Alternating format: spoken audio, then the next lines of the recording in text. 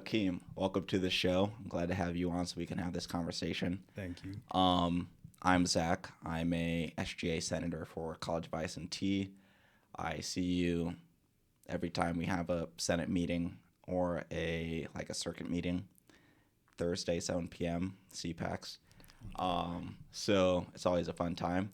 So can you introduce yourself? Like, give your name, your major, like what type of stuff you're currently doing? Yeah, so my name is Hakim Lotoro. I'm an arts and sciences sophomore, majoring in I gotta get the name right, molecular biology and biomedical sciences. I feel like the hardest part about my major is probably saying the name. I'm involved in a lot of different student orgs on campus. I work inside of the Women and Gender Equity Center, the Network for Disability Awareness. I work in the around the food pantry sometimes, and I also work on the campus garden, on our community garden. Okay, cool. Yeah, you're fairly involved as a Yeah. student, which is good. It's always good to be an active student because it helps you be like more successful overall. So let's go into some of your background about what shaped you to be the person that you are right now. So what was life for you? What was life for Hakeem in like elementary school or middle school? I was much better at sleeping in like a healthy time frame. Uh, I miss nap time. That's probably like my biggest regret, not being able to transfer that into my later life. I think that I was a lot more relaxed back then. I'm a little bit more amped up right now. Um, I think I think in some ways I'm a little bit too similar to how I was in elementary school. I still like laugh at dumb jokes and like to see pretty colors. So I'm not too different. What type of stuff were you involved in, if anything at all? Like sports, clubs, extracurricular stuff? Yeah, I really liked extracurriculars. I was a big fan of soccer growing up, so I made sure to try to join as many soccer teams as I could.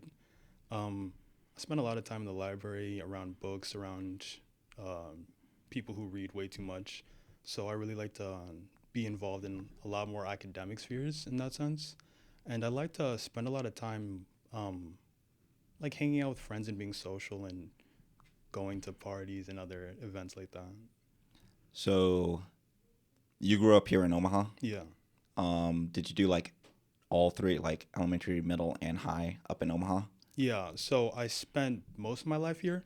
My dad was in the army, so we did move a little bit to Arizona. We were in Fort Huachuca.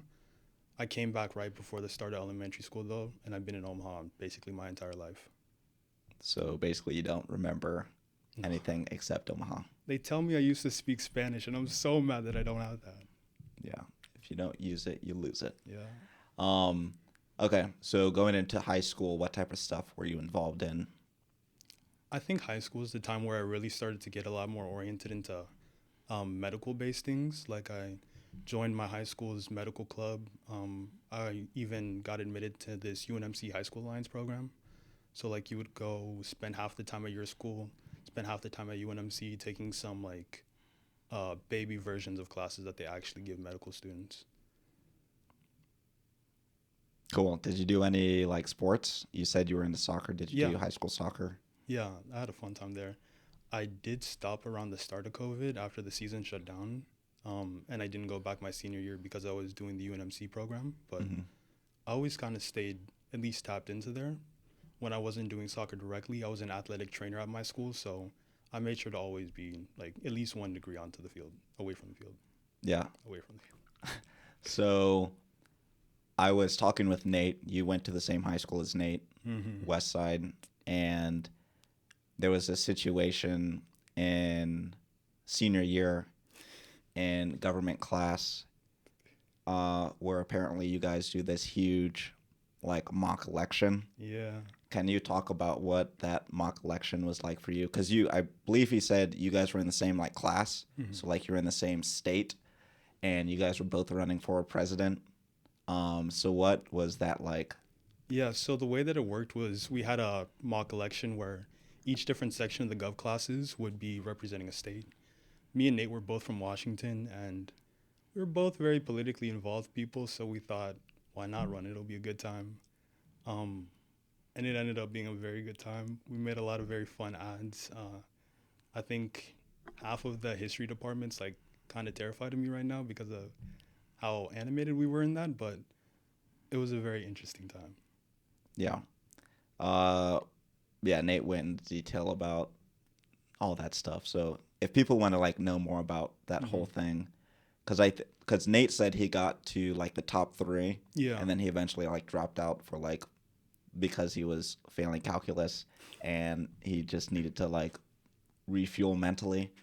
Um, did you like when you dropped out of the race? Did you like join forces with Nate, or what did you do? Yeah. So we ran twice. The first semester that I ran, I did eventually join forces with Nate and the person that Nate ended up becoming the VP to, because like they joined forces in the end. We all kind of like made this big coalition. Second semester, we wanted to be a little bit more like character based with it. So we said at the start, we're not going to do any coalitions. We're just going to be as belligerent as possible. And we were. It was very fun. I want to say it was between me and Nate for the Democratic Party nomination. And we made it as complicated as possible. Nate ended up edging me out in the end. I'm going to get him next time, though. You know? So yeah, I thought that was pretty cool. So I wanted to see your perspective. Did you do any leadership stuff in high school? Mm-hmm. Yeah, I was involved in student government my entire high school career. That's not right. No, I joined a little bit late into my freshman year, but since then I've been in student government. And in any of the extracurriculars I was a part of, I always made sure to try joining that leadership role because I really thought that in any opportunity we had, it's important to like learn how to be around other people, how to communicate and work inside of a team. So I try to inject that into as much of my life as possible. So when you started going into these leadership opportunities, what were some of the challenges that you faced as far as like dealing and leading a team of like fellow high schoolers or whatever? And how did you like go about getting better at it if you did? Yeah. I think the biggest thing that I noticed was that it's very difficult to lead without understanding who you're leading and the population that you're working with. And I noticed that throughout high school, you see that it becomes really difficult to try balancing your school life with your extracurriculars, especially as they get like more and more complicated going into those later years. And I try to really be mindful of how other people had time commitments and working around that, and trying to create the best environment as possible for people. So the biggest thing that it taught me was like how to facilitate getting other people to have better results in their endeavors and whatever goals they have, while like trying to be mindful that they got other stuff to do too. Yeah. Did you, when you first started leading, did you pull inspiration from any like teacher or any like movie character or anything like that? Like, how did you first establish how you were going to lead? You know, to be honest, I didn't go in very much with a plan. I was very in the moment driven on just a goal. And since then, I've kind of learned to take a step back and evaluate what I'm getting myself into first. But I was a lot more headstrong back then. And I was not too fixated on trying to emulate any one person, but just trying to take the values of whatever group that was and try to add that into my leadership in whatever capacity that was. Did you have any significant moments of failure in, I guess I'll open it up to middle school or elementary school, but within like your standard schooling before college? Yeah. So I was captain of my JV team for a little bit, and we played Omaha South my sophomore year. That was a painful day. That was a day where my leadership was very poor. And we saw that I wasn't being mindful enough of the team around me. So we ended up having a very poor result. I got megged on the field for the first time. Still have not recovered from it. Still gonna like probably wake up tonight in cold sweat. But yeah, it was a soccer game that did not go nearly as well as it should have. Yeah, I know that Omaha South has a very good soccer program. I never went to any soccer game, but I had a friend. I was in marching band, and he was on the drum line, and he played soccer. And he talked about Omaha South and how they were a good team, or a challenging team, I think is what he said. So cool. Anything else of note within? I guess I said failures. Any like really good high points before college? I think joining that UNMC program was pretty big. It was like the first big like professional role that I was being able to take, and first time that I was able to like work inside of an actual medical environment instead of just like mock like runs of it. It was I remember I was at this like local park that I used to play soccer at. I get a text. I launch my soccer ball clear across the field, and I just started like running home, going straight to my mom. Like, I made it, I made it. I was very excited to be in there. So you're doing, yeah, I mean, you're doing something within STEM. Are you planning to like go to med school after this? Oh, Any fingers luck. crossed. Yes. Cool. That's neat. So anything else from like high school or middle school of note that you want to bring up that might be relevant? I'm not sure how relevant it was. I was involved in a lot more music programs growing up. Unfortunately, I haven't had the opportunity to stay as connected, but I used to be pretty good at playing the viola. Not to brag or anything like that, but yeah, I really loved music growing up, and I hope that's something I can like bring back, like try playing more again. Yeah. I mean, we have a music program at the university, so We have a pretty good music program at the university. yeah. Did you just play strings, or did you do anything else as far as Uh, instruments? as far as instruments, nothing else, but I was also in the choir. I sang a little bit. Might not sound like it, but I have the voice of an angel. That's a joke. Well, if you get I mean, you heard about how Tori has to go and sing the school song. So if you get the position and get elected in, you'll have the time to shine and sing the fight For the song. people. Yeah. Yeah, I know Tori was very excited about that opportunity to demonstrate her singing capabilities. And they did an amazing job. Yeah. You were there? I was there for enough of it. Enough of it? Mm-hmm. Yeah. I was there before they made me sing. Cool. Yeah, so so that's like your early growing up. That's to just like give the viewers, listeners some perspective on who you are, where you came from, all that fun stuff. So when you were making the transition from high school to college, how did you, well, one, how did you know that college was, oh, okay. I guess I already know the answer to that question because you were already mentally geared towards like med school type stuff because you were talking about the UNMC program. So of course you're going to pick college instead of like picking a trade or military or Runza or something. So that answers that. But why did you choose UN Omaha?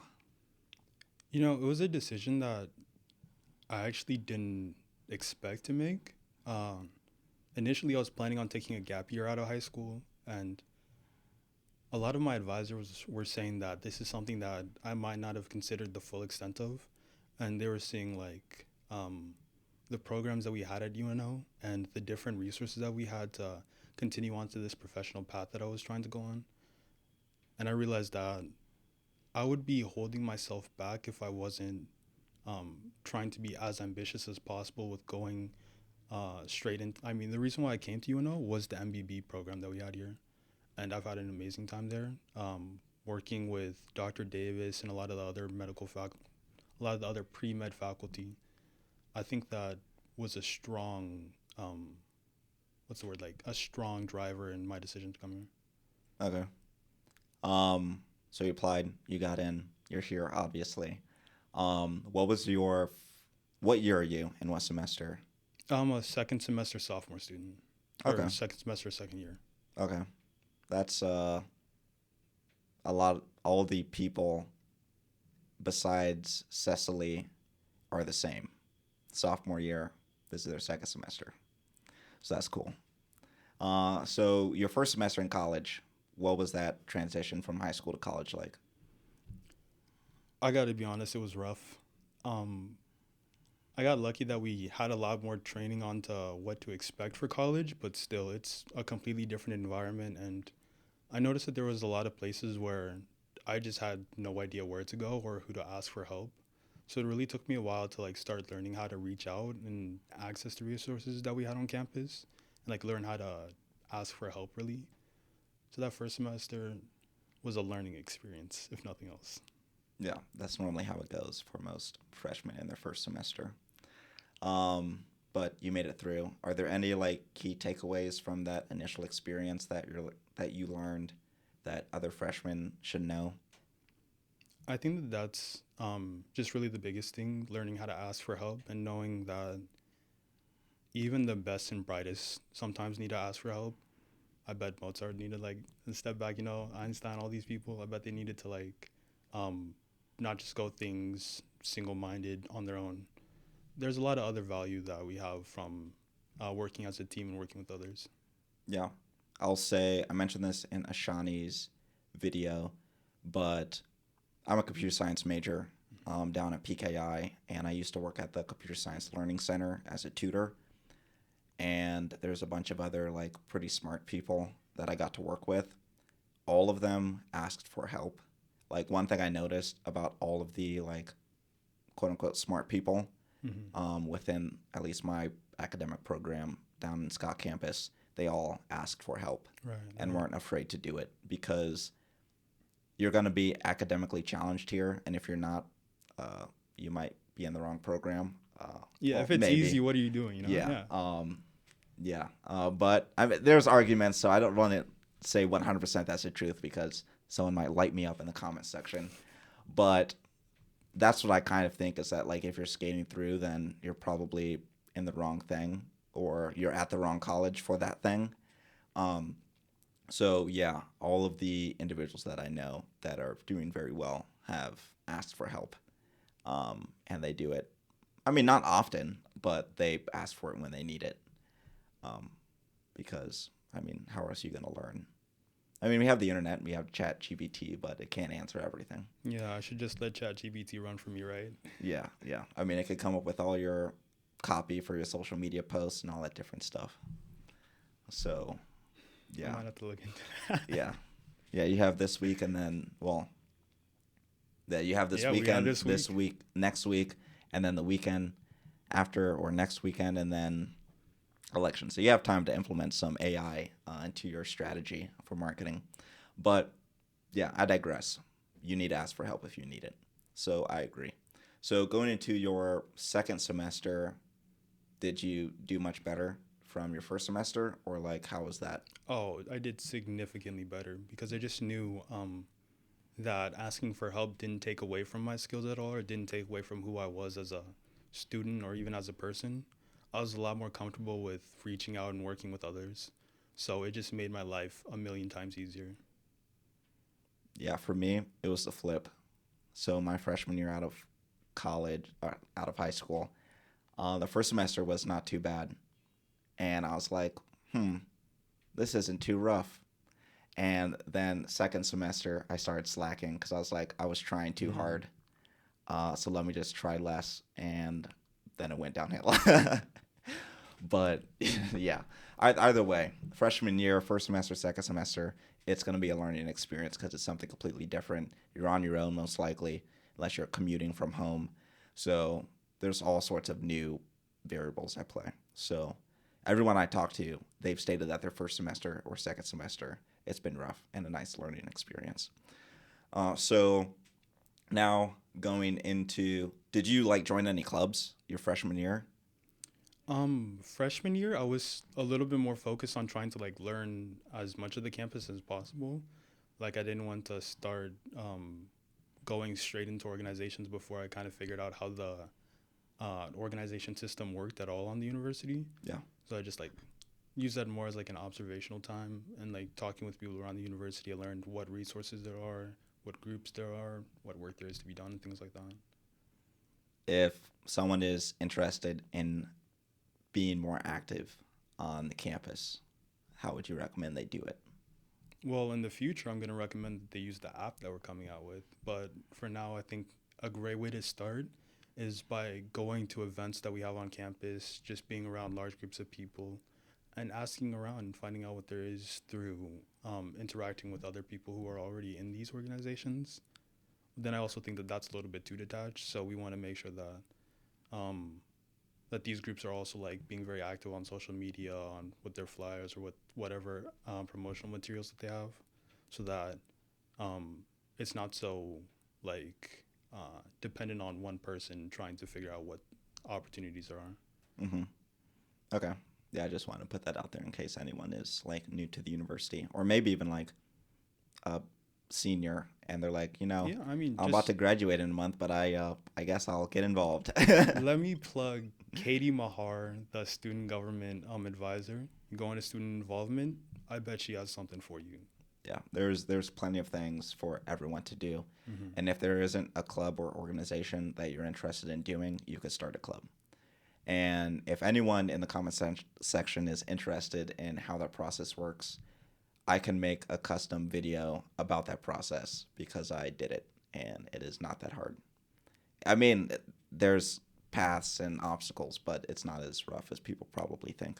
I mean, yeah, we just had 2 new organizations that formed this spring, and they're already holding events. Yeah. Like we had the Swifties and the Root Beer Club. Yeah. Yeah, I mean, it doesn't take long for a Taylor Swift organization to start gaining traction. I mean, it's Taylor Swift fans. They can do anything. Like, yeah. I'm pretty sure if we ask nicely enough, I might have flight by the end of the weekend. Okay, so going into your second year, sophomore year, last semester, Mm-hmm. I won't ask what it was like, but I know that you got into WGEC. So how did you start getting involved with that? Yeah, so I want to say towards the beginning of the year, I was walking through campus and I see that there's this big, like little like tent stand thing outside. They call it the Big O Gazebo. I'm like, what is this? Like, why do they have this whole setup out here? So I go and approach the gazebo. I ask like, what's going on? And I started learning about this organization called Queer and Trans Services on campus. And I'm like, yeah, that's super cool. I wonder like what they do, how to get involved and help out more with them. And then from there, I learned about the Women and Gender Equity Center. And I learned that the director of the Women and Gender Equity Center, or one of them, is actually a person I knew way back from high school. So I talked with Zoe, learned a little bit more about the work that they do, and I was fully behind it. I applied when their board applications opened, and I've been there since. Cool. What do you do as a board member? We do a number of things. So whenever we have menstrual products or parenting supplies come in, I'll help out with packaging these, taking them to the food pantry, helping with the distribution of them. I also am like really focused on a lot more of the advocacy side of the Women and Gender Equity Center. So like trying to help coordinate responses to different bills that we see going out that specifically affect the work that we do, working with different community organizations to teach students how to testify, how to be involved inside of the unicameral. I'm a lot more of like a community outreach oriented board member. Okay, cool. And I'm assuming you're enjoying your time there a lot. It's so fun. Yeah. So the WGEC is, and I think QTS, both of those are agencies that are a part of SGA, and they're funded through, I won't make it any, they're funded by the university, kind of, basically. So yeah, they're good services that help represent like underrepresented like groups within the university. There's, I don't know, do you know how many there are? Agencies? Yeah. Yeah, there's 6 student agencies. There's the Women and Gender Equity Center. So, Women and Gender Equity Center, Queer and Trans Services, American Multicultural Services, Network for Disability Services. That's not what that stands for. It's the Network for Disability Awareness. International Student Services, and First Generation Student Agency. Okay. I think I might have messed up those acronyms. Did you mention like an Asian one? Isn't there an Asian one? So that's a little bit different. We have the 6 student agencies, but then outside of the student agencies, so the student agencies are directly under the umbrella of student government, But then like a step below that, we have the tier 2 organizations. So ASU, the Asian Student Union, is one of those more autonomous organizations. Like they don't get money directly from the student government, so they can be a little bit more. Oh, this will happen. You'll see this in other videos. Okay. It's a trend. Casper said, "Shut up." Right?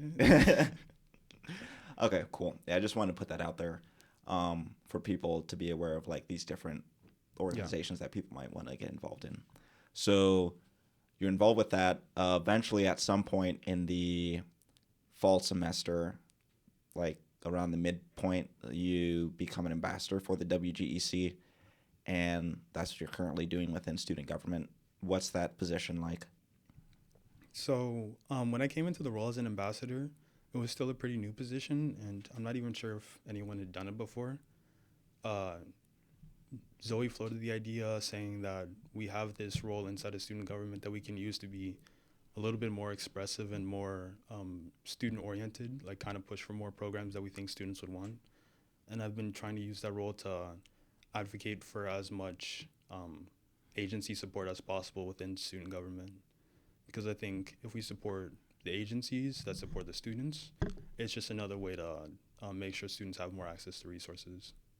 Yeah. So you and Allie are ambassadors. Yes. And Allie is on your ticket as the chief of staff. Yes. Yes. Chief of staff. So yeah, it's cool. There's a connection there. So next, let's go into.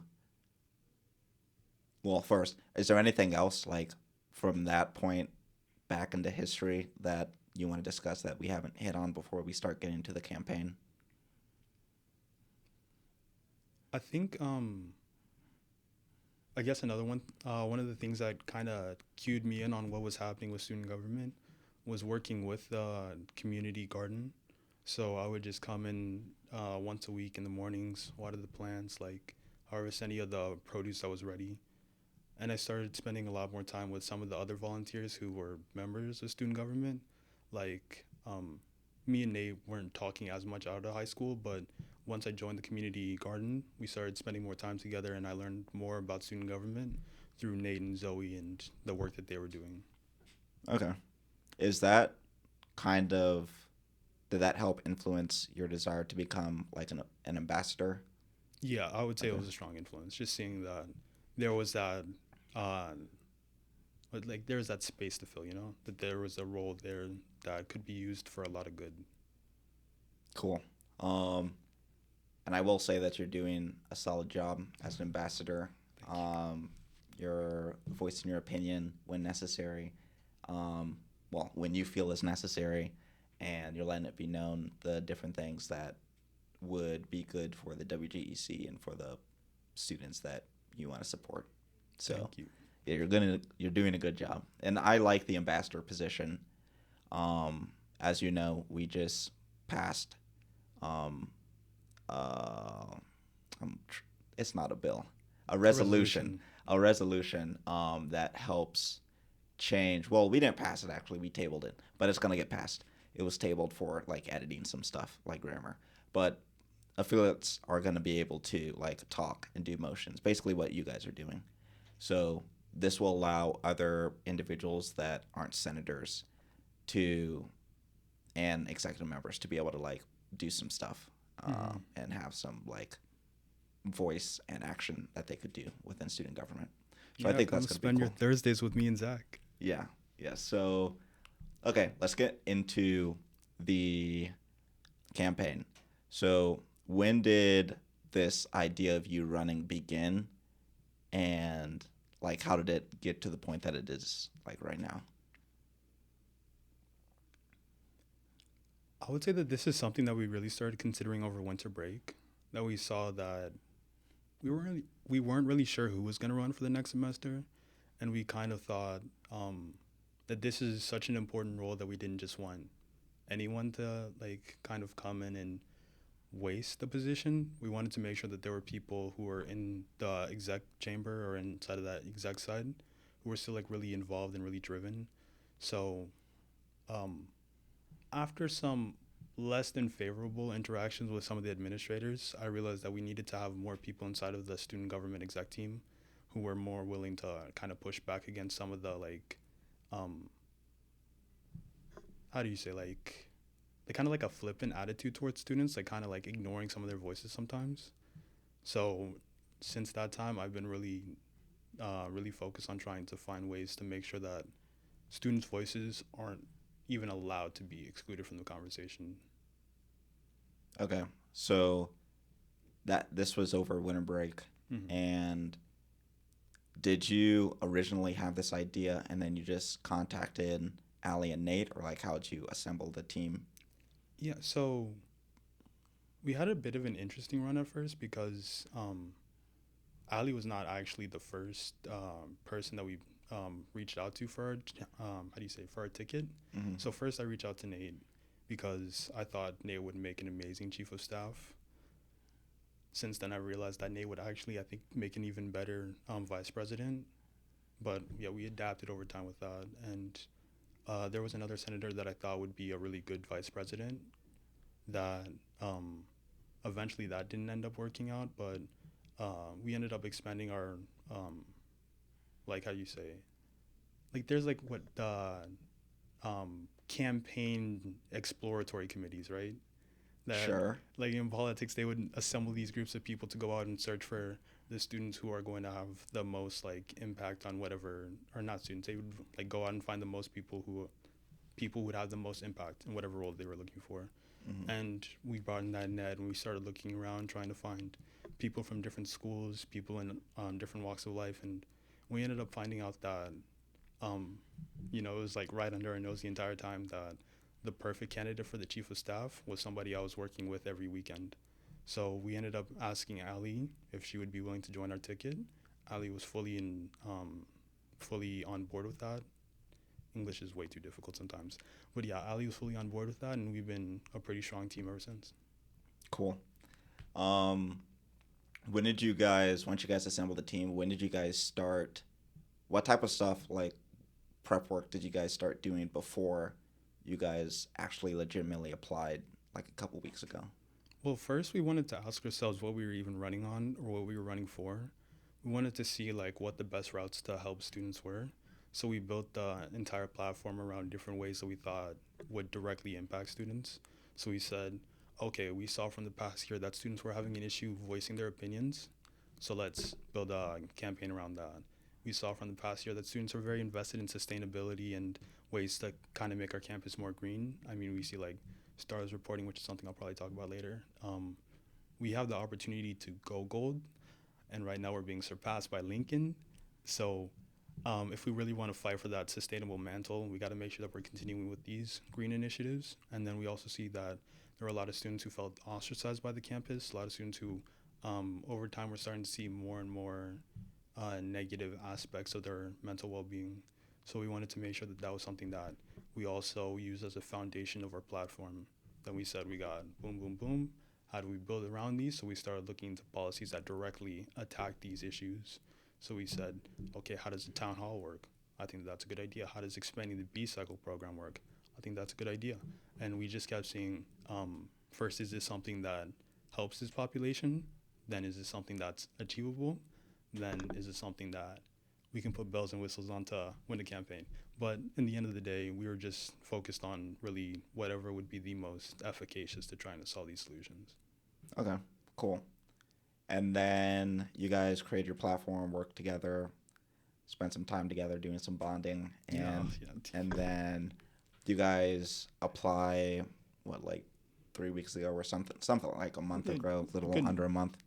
And you guys apply. What type of prep work have you guys been doing since then?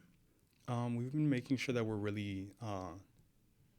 we've been trying to become as informed on the issues of our campus as possible. So with any student organization that we've reached out to, any endorsements that we've asked for have also come with requests for information. Like we've been asking these organizations, what student populations do you serve? What needs do they have? And are these needs being met? How can we go about solving these? So like I want to say Tuesday, I'm really bad with dates now, but we were talking with UNO student parents and we were asking ways to help student parents directly on campus, what need there is, where are the areas that we feel that these students aren't getting enough attention, and just kind of running with that mantra of saying there are these different groups around campus that understand campus a lot better than we could on our own. We're going to treat the campaign like an open book test, and we're going to be willing to reach out to these different groups and learn from them about what the issues are. Okay. Side note, because when you were talking about that, I remembered one of the resolutions from last night. I don't know if you were still there when we were deliberating over this, but we were talking about campaign funding. And were you there during that? Yeah. No? What do you think about that? We were talking about increasing it. Do you think it should be less but not less? Do you think it should be like more, or do you think it's fine where it's at? I think that if we do start increasing that limit more and more, then we run into an issue where campaign finances becomes involved in the whole calculus of running, and I think that will come into a situation where we find campaigning to be a super inequitable thing, that we just make it like a pay-to-play game.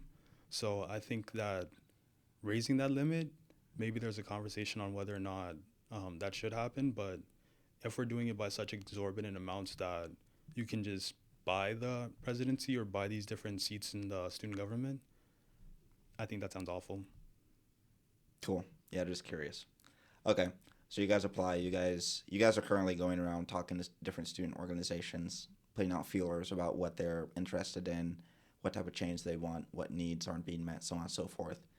Have there been any big new things that have come up that are like, oh, I didn't know that this was a problem, but now I do, and we're gonna actually work and fix this? Yeah, I mean, we'll openly admit that there are a lot of things that we've learned from these different groups. We were learning about a lot of the inequities that students were seeing with UNO campus security, that there were a lot of security people who weren't, or campus safety, that there were a lot of security people who were saying, or treating students differently or not respecting students equally, that we saw that there was a lot of inequity problems there. We were also seeing that inside of the classroom, there were a lot of students who were, we saw that there were a lot of students who were being very overlooked in a lot of their issues.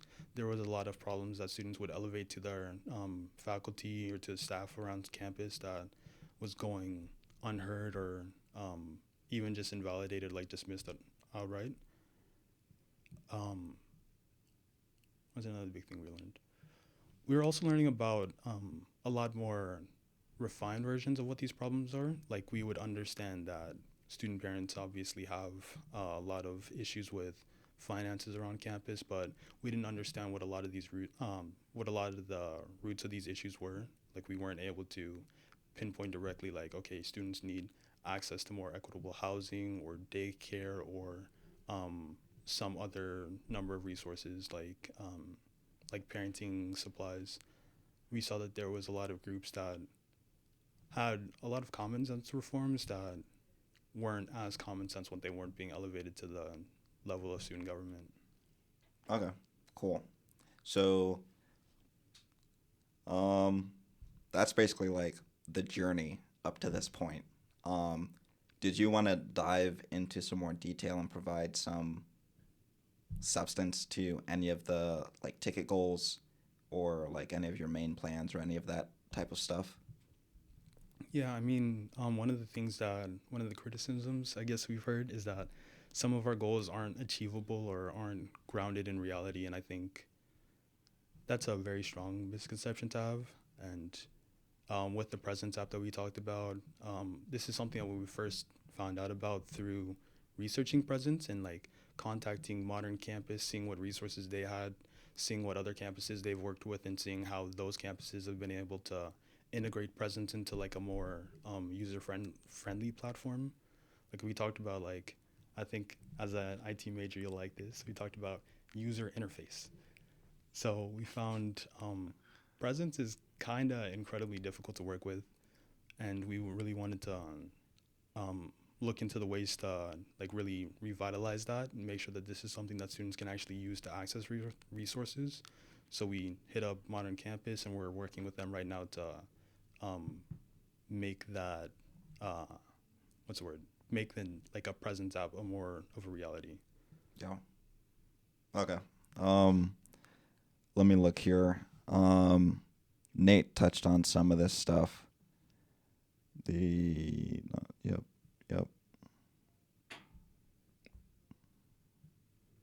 You should have like the Jeopardy music going on in the background. Look at that. We could. I can have that added in when I'm editing. I forgot about that. The power of the 21st century. Yeah. Did you want to talk at all about the park? You guys made a post a little bit ago about like parking. Did you want to talk about that at all? Yeah. So I remember researching for one of the resolutions I was writing about menstrual health products. I was going on the U.S. News website. We were seeing what the biggest barriers to graduation were, and we saw that being a student parent was one of the biggest barriers to graduation. And then I scrolled down not very far because it was the third biggest reason that there was parking as one of the biggest barriers to graduation for students. And I thought, that's kind of ridiculous. Like, parking, is that really going to be the thing that's going to prevent us from having a massive number of very like driven, intelligent professionals across the campus? And we wanted to make sure that that's something that we hit as hard as possible. So we wanted to look at the ways to try to renegotiate parking and make sure that we're making it a more equitable system so that students don't have, like, it would just be such a shame for that to be the barrier that students have to class. Yeah, I agree. UNO does have a bit of a parking problem. Yeah, and I mean, everybody complains about parking, so it's something that we obviously need to care about as well. Yeah, I'm not 100% positive on what route is the best route to navigate that problem, but it definitely needs to be navigated by someone, whether it be like student government or the administration. But yeah, okay. The mobile platform, you talked about that. Nate talked about that for a little bit. So if people want a little bit more detail, they can talk to Nate. Nate talked about the Heartland B cycle because he loves that stuff. Mm-hmm. And that's a pretty cool program that we passed earlier. Okay, so the hosting reoccurring conversations open to students and admins. I'm guessing that's the town hall. Mm-hmm. Can you talk about like what you're envisioning for this town hall or for these town halls? Yeah, so my team has been, I think, every single town hall we've had this year, at least one of us has. And we've seen time and time again that these town halls are treated as town halls, but really they're more just monologues or like speeches to students that aren't being heard or aren't being given the space for students to voice their opinions in return. So we really want to make sure that we're creating a space within the town halls to leave that room for student input and make sure that they're directed enough so that we're not just having conversations about 50 million things at once, that some town hall will be talking about perhaps parking or some other issue, but we're just making sure that we're giving students a specific enough topic so that it makes it a lot easier to provide that input. And we're also creating a big enough platform that should we fail in some of our duties, that students have that recourse to call us out on it and to hold us accountable for anything that we don't carry out to the extent of what the position calls for. Cool. So I know of one town hall that happened in response to the homecoming event. I think it was like a week after, or actually it was 2 weeks after because it got like delayed, or 2 or 3. Were you at that one? I was not at that one. Nate and Allie, I believe, were at that. But I was also in student government at the time. Like, we saw the resolutions that we passed on it. I was involved in a lot of the conversations following that event. And I was a lot more involved in the Sodexo meetings. I was a little bit more informed on the inner workings of student government by that time. Okay. Yeah, I agree that there needs to be more town halls. Because I attended the one with like after the homecoming thing, and that was an interesting experience, and I think we need more of those to help bridge the it's like there's multiple sides to it, because I think it's necessary to help bridge a connection between the admin and the students, but then, well, that's what student government's for. So then that means us as student government aren't necessarily doing a good job. But in a situation like what happened during the homecoming event, um, that's a little bit different. I think that's something that it was very good that they just went directly to admin to discuss, and didn't really work through like student government to do it. But yeah, Well, I town also halls. think that town halls, the way that we've been using them is a little bit too narrow-minded. That we've just been using them in response to big issues. I think that we can also use town halls to be more proactive and ask students ahead of time, what work should we be doing? So, student government should be that bridge between students and the administrators. But in addition to that, we want to make sure that student government is allowing these opportunities for students to guide the conversation too. Yeah, yeah, I agree. And both you and Robert's ticket are going to be doing town halls. So no matter who wins, there's going to be town halls, which I think is cool because there needs to be town halls, because those are neat things. Or anything else as far as like different policy that you want to dive into? I have like a few like overall leadership questions since you'll be the president. But before we do that, I want to give you enough time to talk about any specific policy.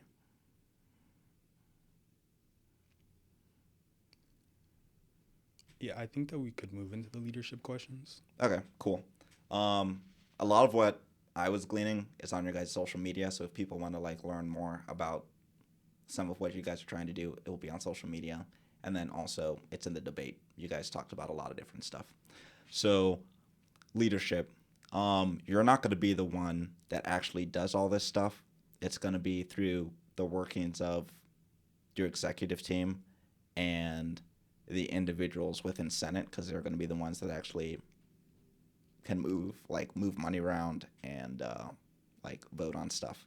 So how are you going to go about as a leader getting your things done, by working through all these other people? Well, I mean, we kind of touched on this earlier that as an ambassador, I can only speak, and I don't have the power to vote or to make a lot bigger changes on my own. But I do have the power to convince other people and to create those environments for students to make a lot more change happen. Like we saw with the passage of that SR 14 that we were allowing students to speak on LB 574, LB 626, these really big unicameral bills. And that was able to pass because I was able to work directly with senators, going around asking them their opinions on this bill, trying to find ways to improve it or ways to work together if this is something that they weren't directly willing to pass. And as a result of that, we almost passed unanimously. So a lot of these resolutions that I've been really putting a lot of support behind, I've been able to find success with because I've first um, went about it by trying to make the connection with senators and trying to not just bully them into these different positions, but convince them why this initiative that I'm bringing forward is the best way for students to go. Cool. And that brings me into kind of my next question, um, regarding change when change is hard. There's a book called Switch, I think, and it talks about how to like drive change in an organization or a company or whatever when it's difficult to do so. Um, and it might seem like that's a situation that students are in right now in our current university. Um, some people believe that, some people don't. But change, you want change, both tickets want change. So, how do you go, in your opinion, how do you go about changing a lot of these things that are issues within the university that you guys have pointed out, um, in a system where it is hard to make change happen? Yeah, that's a very good question. First, we want to like recognize what resources there are and what like routes there are to try making change happen. And we see that a lot of these routes are severely underutilized, and a lot of ways that students could be using their voice to affect change are just going unheard. So we're not seeing that direct connection with a lot of what's the word? With a lot of administrators who might not be directly connected to the student affairs. We're seeing a lot of people that aren't. We're seeing that a lot of people in student government are not fully utilizing their ability to go into like chancellor meetings or board of regents meetings or be in these different spaces to provide their voices and to show that people actually care about the issues that we're discussing. Because if this is something that only two people care about, it's a lot easier to dismiss that when you're showing that there's the full support of a university, of an entire campus behind this. Yeah, yeah. I was just thinking about that when we were talking about one of the resolutions last night, and then a few resolutions ago, I was thinking about it as well. Change when change is hard. So, yeah, your executive team. Oh, yes, this question. How do you plan on selecting individuals to fill your key executive roles? Because right now, like, there's only 3 of you on the ticket, but there's, I don't know, like 6 other or 7 other individuals that you'd have to like get and then get screened by Senate and get voted in by Senate. So how would you go about picking those individuals if selected? Well, a big part of our platform as a whole is really recruitment and working to make sure that more students are involved in these different student organizations. And to that end, we want to make sure that we're pushing student government just as much, and we're trying to get as many eyes on student government on the different work that we do. So we're going to be going very hard in social media, on housing, showing a physical presence in these different areas to make sure that we're giving students that understanding of what routes there are to affect change. Really want to like just broaden the net as wide as possible and try to get as many applicants as possible to find the best people for these different roles. Okay, cool. And this will probably be, we're at around 52 minutes. So I'm going to try and keep it. Time's flying. Oh. Yeah, I'm going to try and keep it below an hour for your convenience, because I could be here for hours, well, until this library closes at 5. But I'll ask this question because I'm asking it to everyone, and I'm going to rephrase it because I had a conversation with Cecily earlier, and we had a conversation about mental health, and the way I was phrasing it isn't really the best way of phrasing it. So when it comes to keeping the momentum going and maintaining this drive that you currently have, how do you, knowing that there will be ups and downs in your drive, because sometimes you have to take breaks for mental reasons, how do you maintain at least like a solid level or median level of like still doing what you guys promised to do?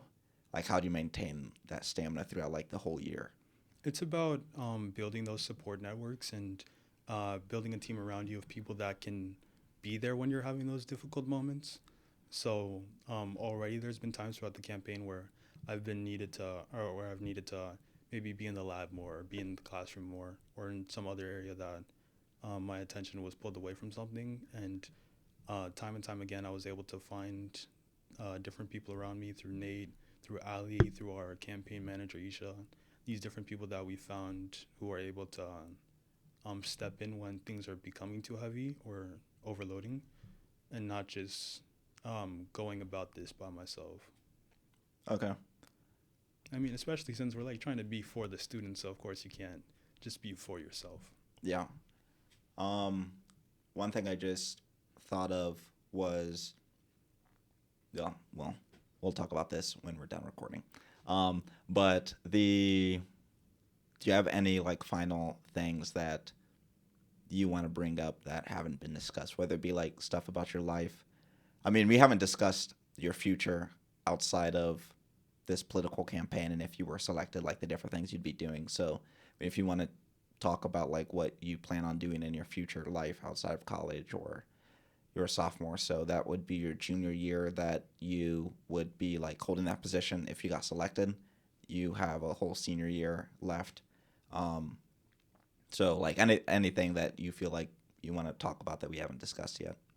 Well, I think that I really want to talk a little bit about some of the. So I think one of the biggest parts of the role as student regent is actually being that student regent and being the connection point between the student body and the board of regents. Mm-hmm. And I think that that kind of like requires a certain type of drive or a certain type of attitude about not letting any type of injustice go unheard. So I do want to say that in this role as a regent, I really want to be focused on trying to be as good of an advocate as I can for the student body, and whether that's through cooperation with the Board of Regents, or sometimes having to use my voice in a little bit more of a unpleasant way. I think that it's not just in being nice, throwing flowers, roses, or anything like that. The role kind of requires a little bit of somebody who's not willing to overlook anything that the students' needs demands. Okay. I have a question about that. So I know that some people might take your guys' stance as aggressive. The word was used inside the debate. And I would agree with I think it was Robert that said that you guys were. I would agree. You guys between the two appear more aggressive. Not in a negative tone or anything, but you guys appear more aggressive. Yeah, I understand that it wasn't in a negative tone. I mean, I understand what the intention was behind it, even if that wasn't maybe what was the result of the way it was phrased. Yeah. So in doing research about leadership and whatnot, there's different approaches to making change. You have direct approach, or you have an indirect approach, and based off of my personal experience and then reading about other people's personal experiences, the indirect approach is always the best.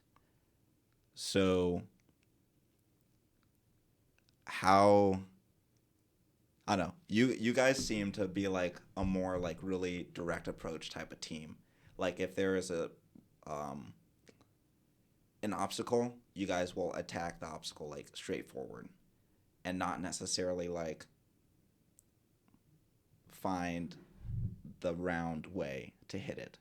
I don't know if I'm maybe miscategorizing your team and you guys, but I'll let you talk. Yeah, I think that we try to do it at it's the whole confluence of everything, that we don't just focus just on hitting problems head on, that we also take a step back and try to evaluate any resources that we have, any different recourses to solve a problem in a way that helps the most people as possible. But we also want to make sure that we're not being dishonest about our beliefs, or invalidating any student opinions or things that actually impact our campus. That we want to treat each issue with the level of passion that it deserves. That there are students who are being affected by different issues. We want to make sure that we're elevating them. But then I also want to say that a lot of our biggest accomplishments have come from that mindset of hitting problems head on. That we didn't get B-cycle through by doing that whole dance. We didn't get the understanding the unicameral event by doing that whole dance. We went directly, or I guess they weren't as involved in the process, but me and Zoe were pretty headstrong in going directly through is not a good word, but going directly at the problem. I had a conversation with Dustin about this. Dustin Wolf, I don't know his title, but I think he's in charge of I think he's the director of student life or something like that. Yeah. He's the head of the director a of the bunch beard. of people. Yeah. He's a cool guy. He's one of the advisors of SGA, I think. And I was having a conversation with him when I was tabling at PKI for SGA. And he was talking about how to tackle problems from different perspectives. And he was talking about this university. I don't remember the university. But they wanted to, place a building or do something on this piece of property. Oh, well. They're telling us to hurry up. Everyone now knows it's my MacBook Air. Mm-hmm. But it's they realized they were going to have some friction with that, getting that piece of property and putting stuff on it that they wanted. This is a school club, because it was a historical plot, so they couldn't do it. So what they did is, I think, either they got a member of their club into that town student council, the town council, or they networked with someone in the council. But I think they got someone into it, and they changed the laws to enable them to do what they wanted to do. So that is a very indirect approach. But the thing about the indirect approach is that you can't do it in a year. Like for like stuff like that, it can't be like, oh yeah, let's just run for council and change the law within a year. Like I highly doubt that's probable. So it takes longer. So for some stuff, you need to do more of a direct approach if you're like trying to accomplish things in a shorter time frame. But yeah, different problems require different tactics, I guess. And especially since we want that student mandate, like we want students to say we support the different initiatives that you guys are going for. We want to make sure that we're doing this out in the open and people understand the opinions that we're going in with and the different types of like routes that we're trying to take to achieve these goals so that nobody's surprised. Yeah. Cool. I want to state that I wasn't trying to like attack you or your person or your team or any of that by asking about like the aggressive thing. I just wanted to bring it up because Robert brought it up in the debate. So he might be speaking about that to other people or other people might have similar opinions. So I just wanted to give you an opportunity to talk about that. I mean, it wouldn't be a good interview if you weren't asking me more difficult questions. Yeah, that's very true. Okay, so that's really all that I had. We're at an hour and 2 minutes. So let's see. And you have nothing else? No, I think that's everything. Okay, cool. Well, hopefully we can get Allie on here and she can cover everything else. I think in talking with you and Nate, everything has been covered that at least that you guys have put on social media. And from what I remember, you guys talked in the debate. All those topics have been discussed between you and Nate. So when we get Allie on, if she decides to do it, then we'll just tie it up with a nice bow for you guys. But yeah, any final comments to the people? This will be going out next week. So then elections will be April 17th to the 19th from Monday 8 a.m. to Wednesday 5 p.m. Very true. So it will be the next week in the current week that you're watching this, if you're watching it when it gets released. And hopefully they like and subscribe. Yeah. Please like and subscribe. They don't have to. I'm not really doing this for money or subscriptions. I can't even monetize any videos anyways. One thing I am doing, and they probably have noticed this in the Shawnee video, is I put a break in the middle between like the background of a Shawnee and then like talking about the campaign, and there's a 30-second break, and I put an ad video for a club. So that's what I might do. So if WGEC or any student org that you know of has like a 10-second up to 30-second long like video clip that is like 1080 by whatever, like the regular dimensions, then I could put it in there, and I'll just do it for free. I love the sound of that. Yeah, so they would just have to do it before the end of the weekend, so it kind of be quick. But yeah, I guess I'll end on this then. Thank you, Zach, for having me. Yeah. And everybody go vote Mavs United. Yep. Well, thank you. Thank you.